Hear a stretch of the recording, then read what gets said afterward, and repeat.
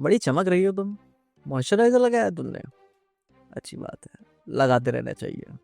जहाँ पे गुरु लोग, आज मैंने हैप्पी पटेल खतरनाक जासूस मूवी देखी। एंड एक ही बात कहूँगा कि ये इतनी फन थी कि यकीन नहीं होता कि ये इंडिया से निकला हुआ है। इट्स सो चटपटी, सो मेटा, सो छिछोरी कि यकीन नहीं होता कि इंडिया में भी ऐसा कुछ बन सकता है। एंड मुझे तो ऐसी चटपटी फिल्में बहुत ही पसंद आती हैं जहाँ पे वीरदास भाई प्लीज़ प्लीज़ और पिक्चरें बनाया करो। मैं हर 2 साल में आपको देखना ही देखना चाहता हूँ, क्योंकि इस मूवी में this man exist on another level. ये वैसा फन था जो आपको डाइजेस्ट भी हो जाता है और अपनी ऑथेंटिक इंडियन फ्लेवर को भी नहीं भूलता।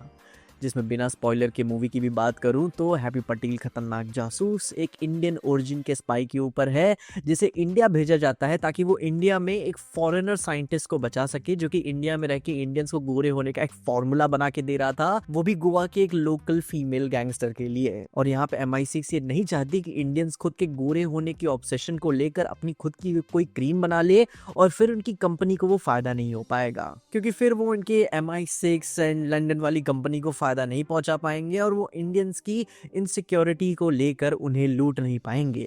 जिसमें फिर वीरदास के कैरेक्टर को अपनी इंडियन आइडेंटिटी, अपने पास्ट और अपने देश की मिट्टी से एक होना है, जहां भले ही वो एक यूके का एक स्पेसिफिक एक्सेंट रखता हो, एक रीजन का, क्योंकि उनका भी एक सब सेक्शन अलग से होता है एंड कमाल का एक्सेंट है।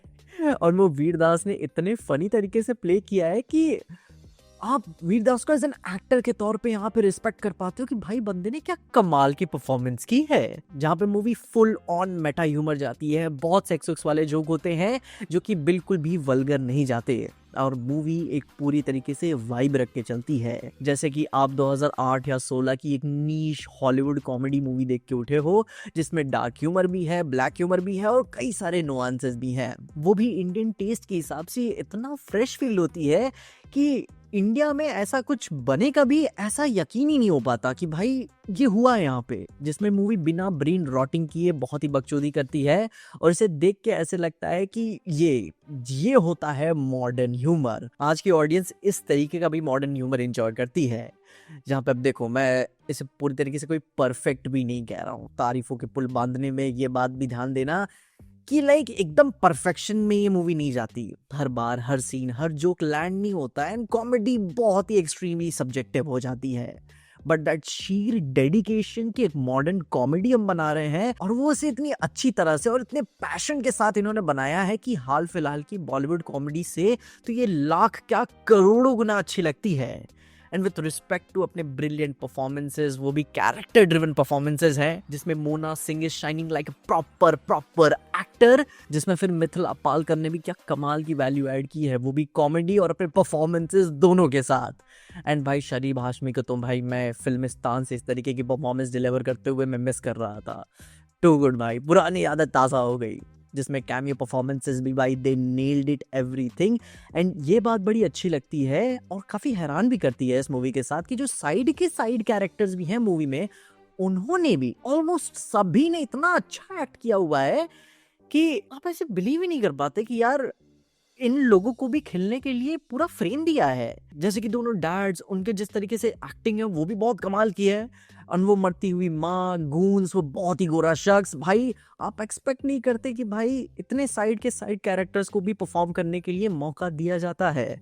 एंड उसके लिए रिस्पेक्ट है भाई। फिल्मोग्राफी गॉड टियर पे चली गई, जिसमें मैं ये बात बोलूंगा कि it's one of those movies जो फराह खान और बहुत ही मेटा होती थी 2012-16 में, और हम बहुत ही छोटे हुआ करते थे उस टाइम पे, तो उस मूवी को वो ऑडियंस नहीं दे पाते थे। पर जब हम बड़े हुए तो उन मेटा अनहिंज्ड बॉलीवुड मूवीज को कल्ट बना दिए आज के टाइम पे। और ये ठीक उसी तरीके की मूवी है, जहां अगर इस टाइम इस मूवी को अपनी ऑडियंस मिल गई तो बहुत ही अच्छी बात है, लेकिन अगर नहीं मिली तो मैं लिख के दे सकता हूँ कि आगे आने वाले टाइम में ये मूवी अपनी कल्ट फॉलोइंग बना लेगी, जो डेली बेली एंड 30 मार खान ने आज के टाइम पे किया हुआ है, पूरे इंटरनेट पे छाई हुई है।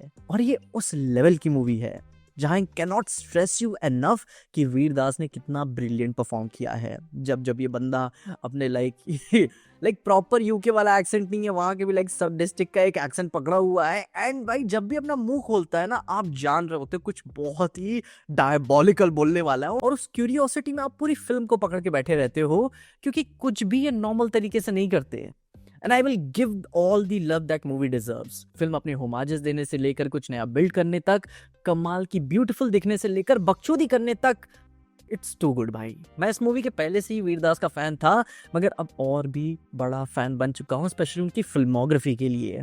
And this looks like a very respectable responsible film making, जहाँ पे इसके कॉस्ट्यूम डिजाइन जैसे दिखना है, म्यूजिक बहुत ही कमाल का हिट होता है, एंड इट्स जेन्युइनली फनी।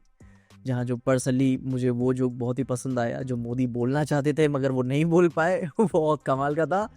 मजा आया इसे देख के। It's so fresh, so unique, so बकचोद, सो छिछोरा, वो भी मॉडर्न टेस्ट में।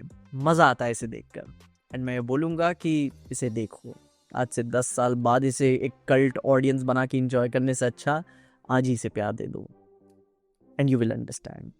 बाकी आप अपने ओपिनियंस में कमेंट से ज़रूर बताना। फिल्म नहीं देखी है तो एक बार देख सकते हो, एंड देख ली है तो अपने ओपिनियंस में कमेंट से ज़रूर बताना, और तब तक के लिए देखते रहना पीजे एक्सप्लेन।